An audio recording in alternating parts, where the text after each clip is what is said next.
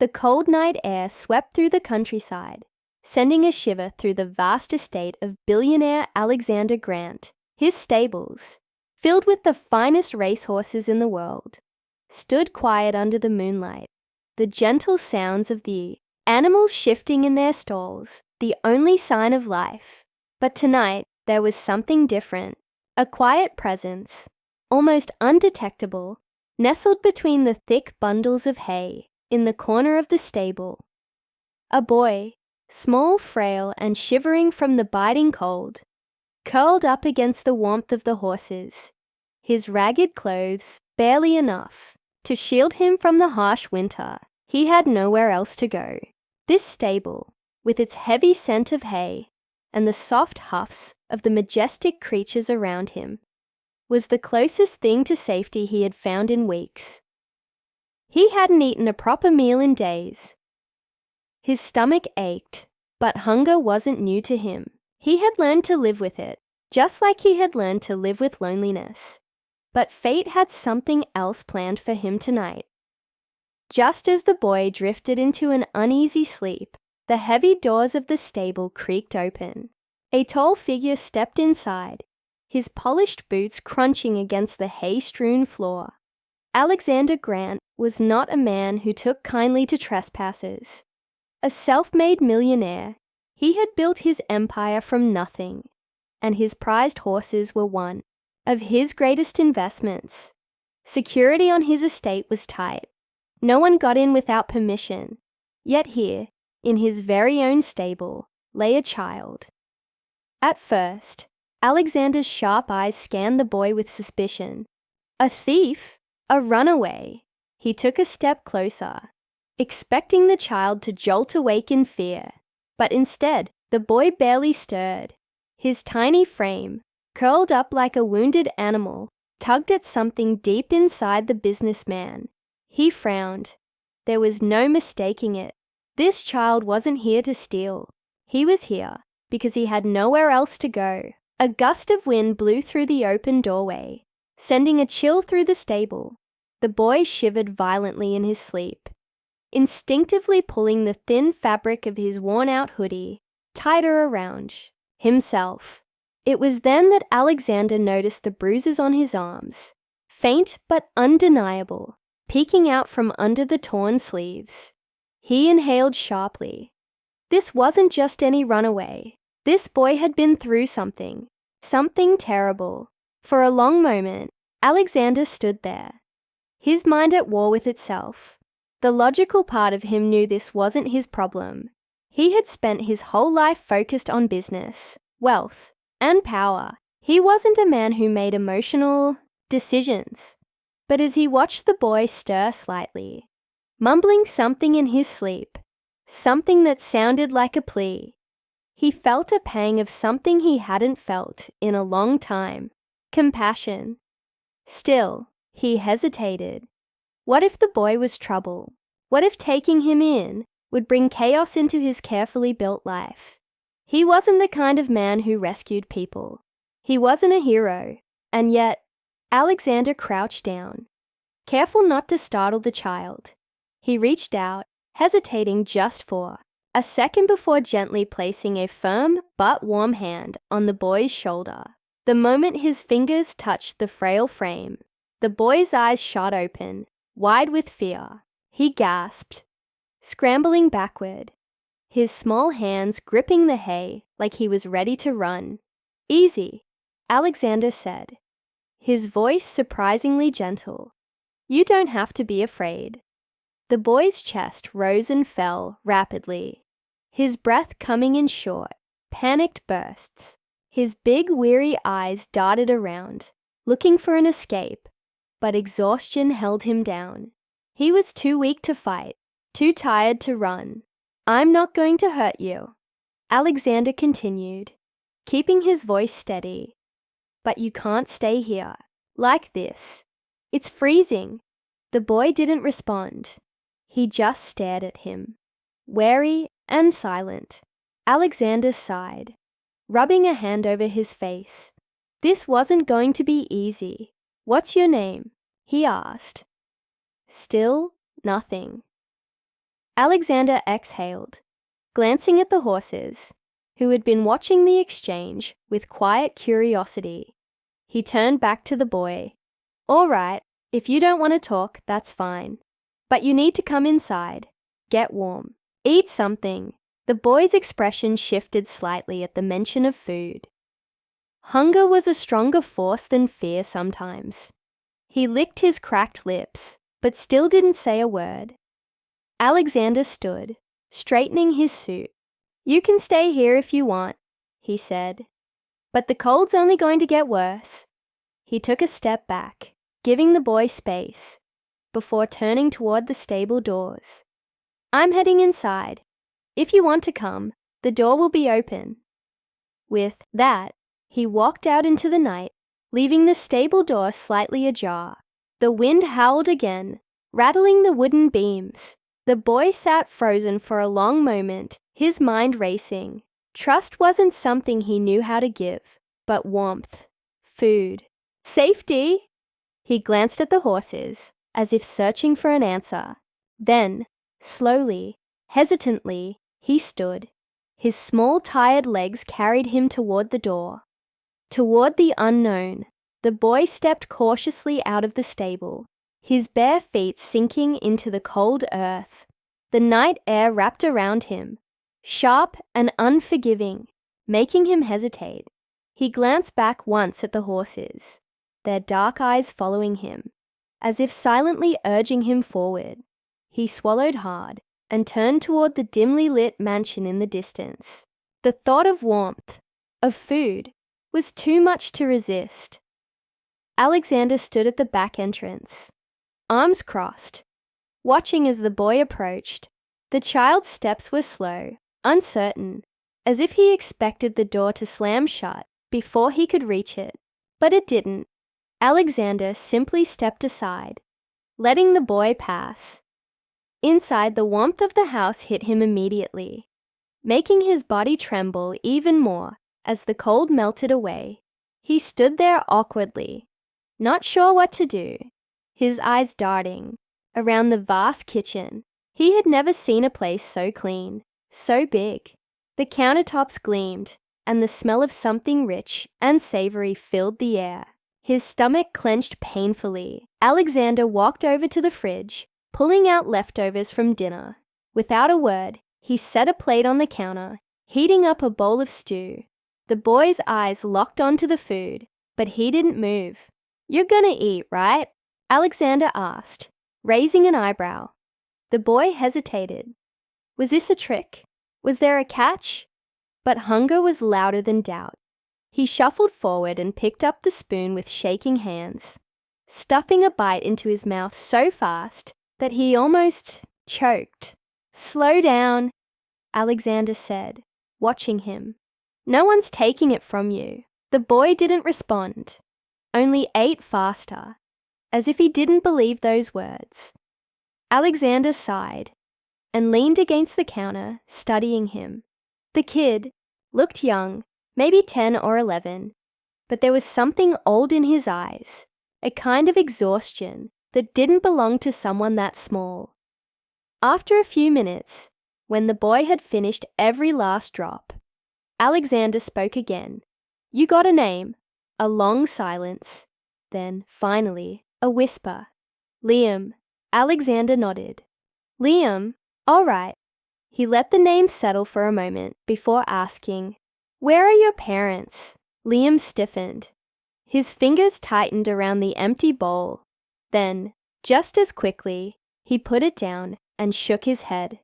"Don't have any." Alexander exhaled. He had suspected as much. "Where have you been staying?" Liam glanced away, shifting uncomfortably. "Here and there," he muttered. "Mostly outside." Something in Alexander's chest tightened at those words. A kid, barely surviving out in the cold, finding shelter where he could, like an animal. It made him angry, though he wasn't sure at what. "Who hurt you?" Alexander asked, his voice quieter this time.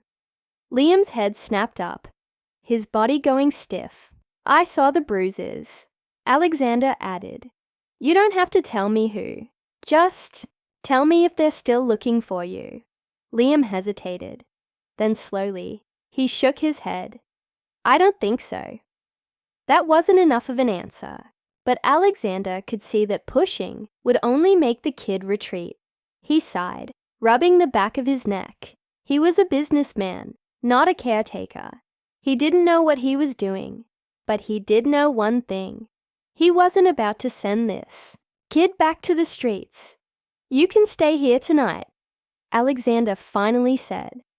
We'll figure things out in the morning. Liam's head lifted, eyes wide with something that looked like disbelief. Really? Yeah. Alexander nodded, toward the hallway. Come on, I'll show you to the guest room. Liam followed hesitantly, his small feet barely making a sound on the marble floors. The house was huge, filled with expensive furniture, and art that he didn't understand. It felt like a different world, one he didn't belong in. Alexander opened a door, revealing a neatly made bed, soft lighting, and a thick, warm blanket. It's yours for tonight, he said. Liam stepped inside, looking around as if afraid to touch anything. He had never had a room before. Not really, not like this. Alexander watched him for a moment before saying, Get some sleep, kid. He turned to leave, but stopped when he heard a small voice behind him. Thank you. Alexander glanced back. Liam stood there, clutching the blanket, looking at him with something fragile in his expression. For the first time in a long time, Alexander felt something shift inside him. He had spent years building wealth, power, and success. But this moment, this small, quiet moment, felt different. He gave a small nod.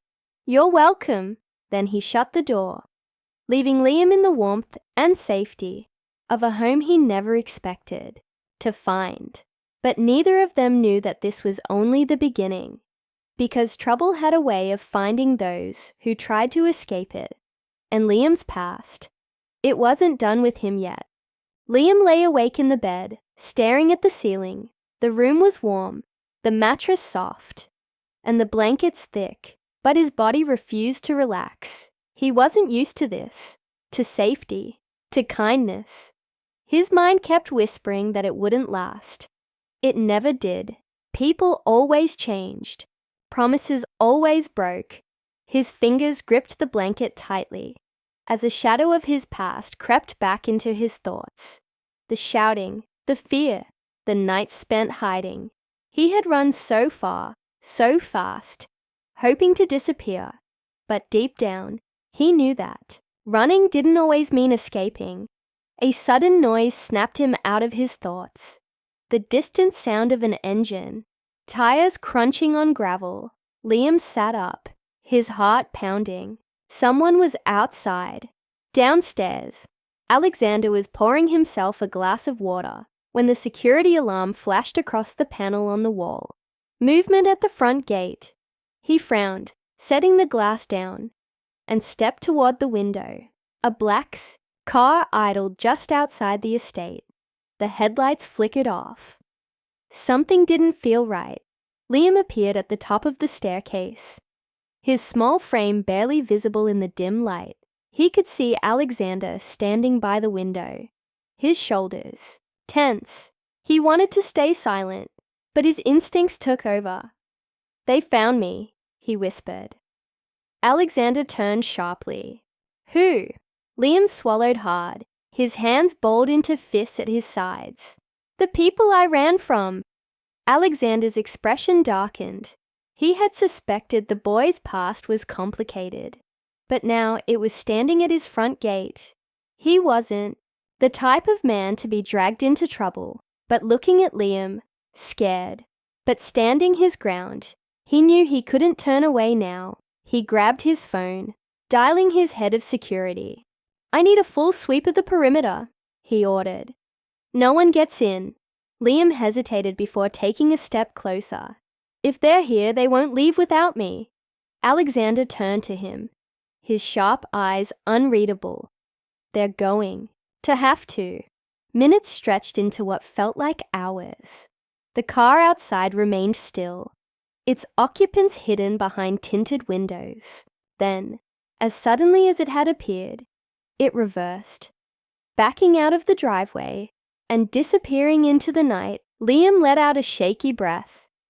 But he didn't feel relief. He knew what that meant. They weren't giving up. They were just waiting. Alexander watched him carefully.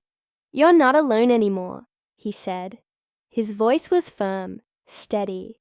"Whoever they are, they're not getting to you. Not while you're here." Liam wanted to believe him, but promises like that had failed him before.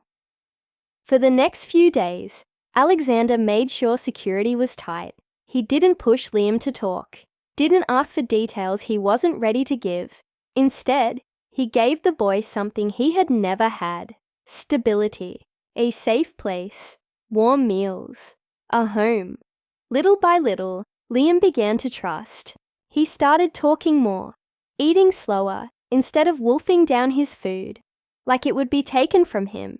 He still jumped at sudden noises, still had nightmares, but he wasn't alone in them anymore. Then, one night, he finally told Alexander the truth. "They weren't my family," Liam admitted, his voice quiet. "They took me in when I was younger, said they were helping me, but they weren't." He hesitated, as if afraid to go on. "They made me do things, bad things, and when I got too scared to listen, they—" He stopped, looking down. His hands trembled slightly. "So I ran." Alexander's jaw clenched. He had seen a lot in his life: corrupt men, greed, cruelty, but nothing made his blood boil more than people who preyed on the weak, on children. "They don't own you anymore," Alexander said firmly. "They never did." Liam blinked up at him, his eyes uncertain. "But what if they come back?" A small knowing smirk touched Alexander's lips. "Let them try." And they did. Days later, the car returned. This time, they weren't just watching. They wanted Liam back. But what they didn't count on was Alexander Grant, a man who didn't lose, a man who didn't back down. With his resources, his power, and his connections, Alexander made sure Liam's past wouldn't be coming after him ever again. The people who had hurt him, controlled him, stolen his childhood, they were done. And just like that, Liam was free. But freedom wasn't just about being safe. It was about believing it. It took time, but Liam learned. He learned that not everyone left, that some promises were real. That home wasn't just a place, it was people. And Alexander, he had spent his whole life chasing success, wealth, things that didn't fill the silence in his empty mansion.